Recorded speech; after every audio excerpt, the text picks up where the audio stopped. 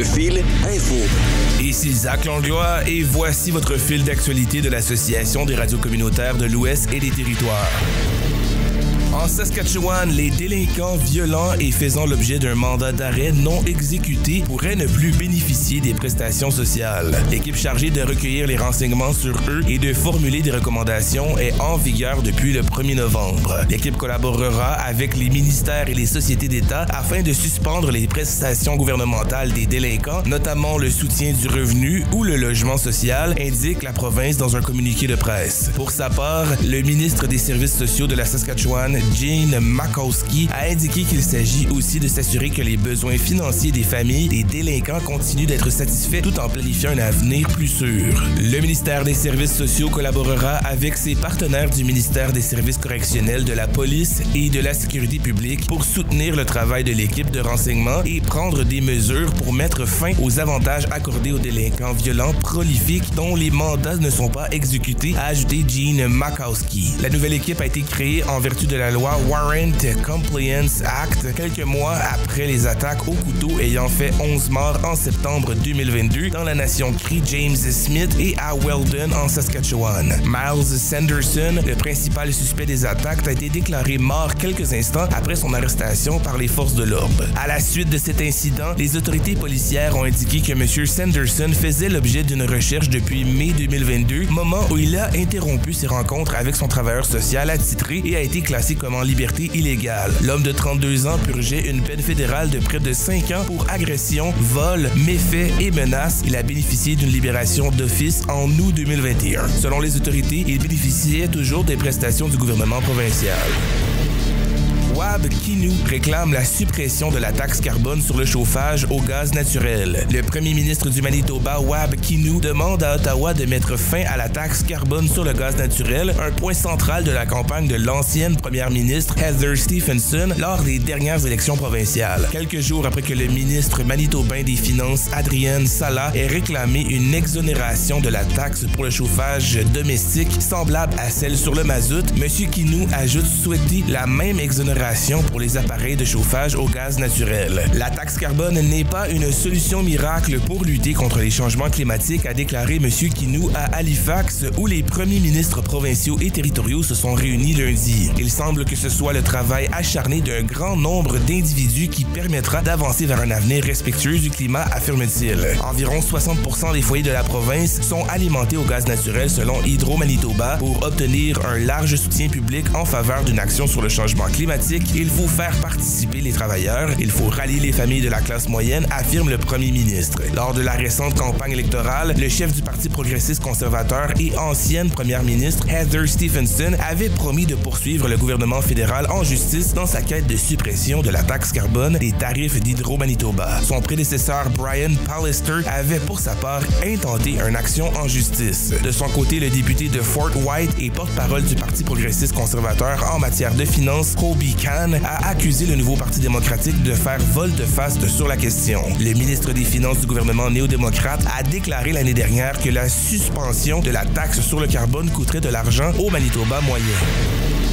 COVID-19 en Alberta, 40 millions de tests rapides inutilisés sur le point d'expirer. Quelques 40 millions de tests antigéniques rapides de la COVID-19 dans les stocks du gouvernement de l'Alberta sont sur le point d'atteindre leur date de péremption d'ici quelques mois. Selon la province, sur les 6,7 millions de trousses stockées dans un entrepôt central, 760 000 expirent le 1er janvier et le reste d'ici mars. Chaque trousse contient entre 5 et 25 tests, soit 39 621 105 tests individuels. Selon le ministère de la Santé, ces trousses fournies par Ottawa seront jetées à leur date d'expiration conformément aux directives relatives à l'élimination des déchets médicaux. Les pharmacies, les maisons de soins continus et les prestataires de soins primaires ont toujours accès à ces tests. La docteure Linora Saxinger, spécialiste des maladies infectieuses à l'Université de l'Alberta, souhaiterait que des analyses supplémentaires soient effectuées pour déterminer si les tests peuvent être utilisés au-delà de leur date de péremption. BTNX Inc., l'un des principaux fabricants indiquent que les tests rapides dont le code de référence est COV-19C25 ont une durée de conservation standard de 24 mois à compter de la date de fabrication. Ils ne doivent pas être utilisés au-delà de la date de péremption indiquée sur la boîte. Ces trousses constituent une part importante des stocks de l'Alberta. L'entreprise a été autorisée à prolonger les dates de péremption d'autres lots de tests. Ceux-ci ont le code de référence COV-19CSHC5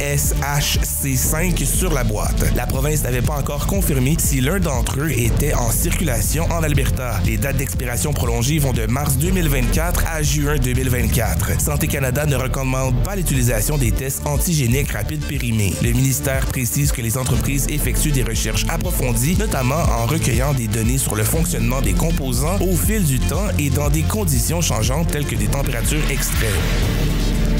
Environ 300 employés de Rogers du Grand Vancouver mis en lockout. Depuis midi lundi, l'entreprise de télécommunications Rogers a mis en lockout près de 300 techniciens et techniciennes syndiqués du Grand Vancouver. Cette mesure survient à la suite d'un avis de grève donné par le syndicat vendredi. Ce jour-là, le syndicat qui représente les travailleurs de Rogers de Vancouver, Richmond, Surrey et Langley en Colombie-Britannique avait indiqué son intention de lancer une série de grèves tournantes après un arrêt de travail complet qui aura eu lieu lundi. Ce sont plutôt des pancartes indiquant mise en lockout par Rogers qui sont brandies sur la ligne de piquetage. Sans contrat depuis mars, la section locale 1944, unité 60 du syndicat des Métallos, représente les travailleurs de Rogers du Grand Vancouver. Ils œuvrent comme techniciens et construisent, entretiennent et réparent les infrastructures et les services d'Internet, de téléphonie et de télévision pour les entreprises et les particuliers. D'après le syndicat, les négociations ont démarré en février, mais les travailleurs sont sans contrat depuis le 23 mars 2023. Des discussions ont lieu depuis le 3 août avec le Service fédéral de médiation et des conciliations. L'enjeu principal dans la négociation, c'est la sécurité d'emploi, précise Pierre-Luc Dick, vice-président national de la section locale 1944 du syndicat des Métallos. Plus précisément, le syndicat indique que la sous-traitance des emplois syndiqués constitue le principal sujet de préoccupation. Pour sa part, Rogers réfute les allégations selon lesquelles l'entreprise propose d'augmenter le recours aux contractants. L'entreprise indique dans un communiqué que leur offre comprend des dispositions qui permettraient d'augmenter le nombre d'installateurs de près de 10% et de remplacer les postes vacants par des employés à temps plein lorsqu'il y a du travail disponible. Rogers réitère son engagement à créer 1200 emplois en Colombie-Britannique au cours des 5 prochaines années.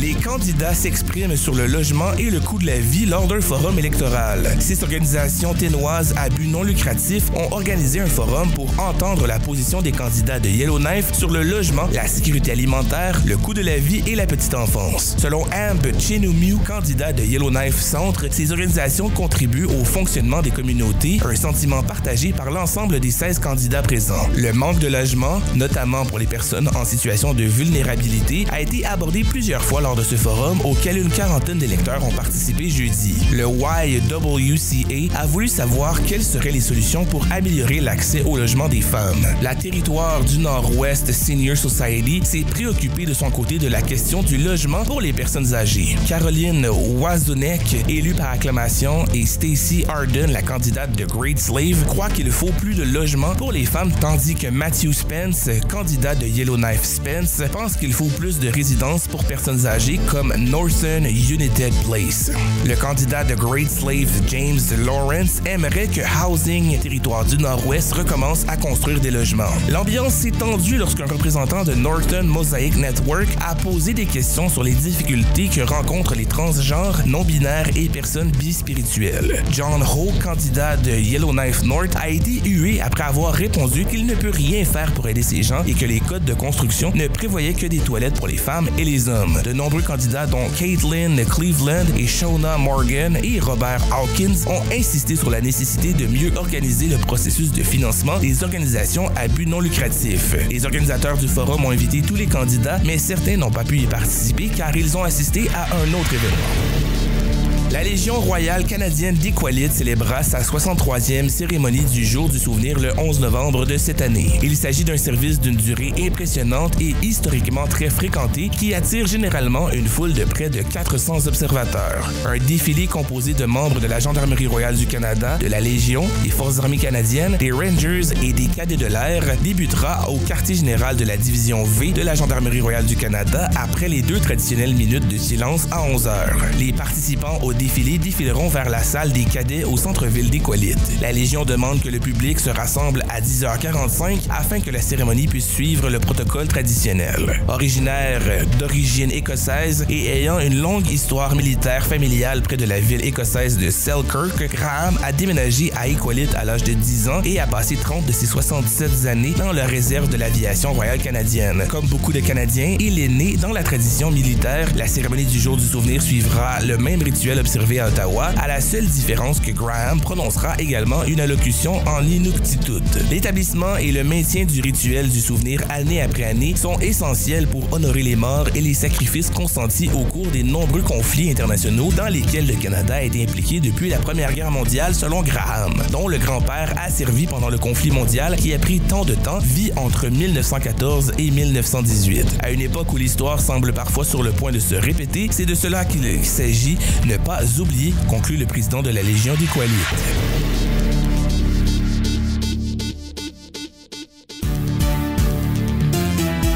Le fil sportif. Même les Prédateurs battent les Oilers. La visite des Prédateurs de Nashville à Edmonton avait peut-être de quoi réjouir les joueurs des Oilers qui présentaient un dossier de 9 victoires, aucune défaite et une défaite en temps supplémentaire à leurs 10 derniers matchs contre eux. Les choses ne se sont toutefois pas passées comme prévu. Ils ont subi un revers de 5-2 samedi après-midi. Une des 2 seules victoires de la saison des Oilers était survenue face aux Prédateurs, un gain de 6-1 le 17 octobre. Samedi, Ryan O'Reilly a inscrit 3 buts pour les visiteurs. Il a aussi récolté une aide sur le but de Philip Forsberg qui égalait le pointage en première période après que Darnell Nurse ait donné les devants aux Oilers. Zach Hyman, aussi en avantage numérique, a été l'autre marqueur des Oilers. Tommy Novak a inscrit l'autre but des Prédateurs. Les Oilers présentent maintenant un dossier de 2 victoires, 7 défaites et une défaite en temps supplémentaire à leurs 10 premières parties cette saison. Fin de saison difficile pour les Stampeders. Depuis l'arrivée de John Hufnagel comme directeur général et entraîneur-chef des Stampeders en 2008, jamais l'équipe n'avait connu une saison perdante où elle a perdu plus de matchs qu'elle n'en a gagné. Seulement 3 fois l'équipe n'avait pas amassé au moins 12 victoires en 2009, 10 victoires, 7 défaites et une défaite en temps supplémentaire. En 2011, 11 victoires et 7 défaites. Et lors de la saison écourtée en raison de la COVID-19 en 2021, 8 victoires et 6 défaites. Hufnagel a laissé son poste d'entraîneur-chef à Dave Dickenson en 2016 et lui a cédé son poste de directeur général au début de la saison pour se concentrer uniquement sur ses tâches de président de l'équipe. Avec un dossier de 6 gains et 12 revers cette saison, les Stampeders auraient dû rater les séries éliminatoires, mais les Rough Riders et les Elks ont été encore plus mauvais que eux, ce qui leur a permis de se faufiler au 3e rang de la division Ouest. Lors de leur duel face aux Lions à Vancouver samedi, ils ont subi un revers par le pointage de 41-30, ce qui mettait ainsi fin à leur saison.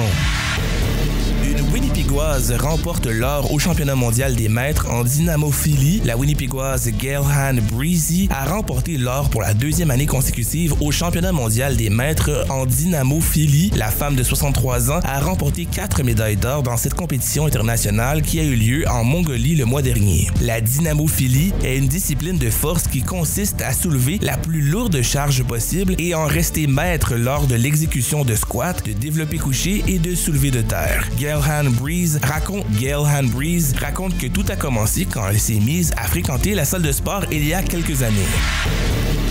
La Ligue de hockey junior de l'Ouest rend le port du protège-cou obligatoire. Le port du protège-cou sera désormais obligatoire pour les joueurs de la Ligue de hockey junior de l'Ouest, et ce vendredi ou dès que les équipes recevront l'équipement de protection. Les joueurs devront le porter en tout temps lorsqu'ils prennent part à des activités sur la glace, autant lors des matchs que des entraînements. Ce changement de règlement survient à la suite de la mort de Adam Johnson, l'ancien joueur des Penguins de Pittsburgh, qui a été victime d'une coupure au cou par une lame de patin lors d'un match en Angleterre samedi. Tous les équipes de la Ligue de hockey junior de l'Ouest, qui regroupe des équipes de la Saskatchewan, du Manitoba, de l'Alberta, de la Colombie-Britannique et du nord-ouest des États-Unis, devront se conformer au nouveau règlement.